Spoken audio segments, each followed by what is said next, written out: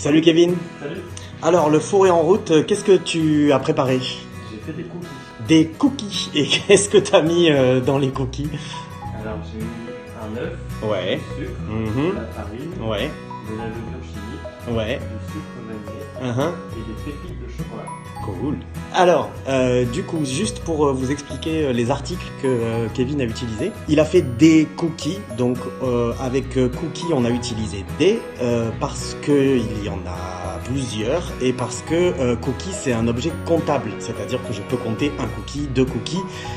Mais comme je donne pas le nombre exact de cookies, on va dire des cookies en général. Donc, j'ai fait des cookies. Pour les ingrédients qu'il a mis dans les cookies.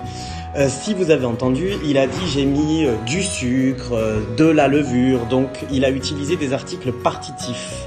Les articles partitifs en français, ce sont les articles qu'on met avant le nom. Les articles partitifs, c'est du, de la si c'est féminin, donc du si c'est masculin, de la si c'est féminin, et de le avec un L apostrophe si après il y a une voyelle. Et on utilise cet article parce que l'objet est non comptable, c'est-à-dire qu'on ne peut pas compter un objet. Par exemple pour beurre, on ne peut pas compter un beurre, deux beurres, trois beurres, donc on dit du beurre pour dire une quantité qu'on ne connaît pas, qu'on ne peut pas définir. Ok ?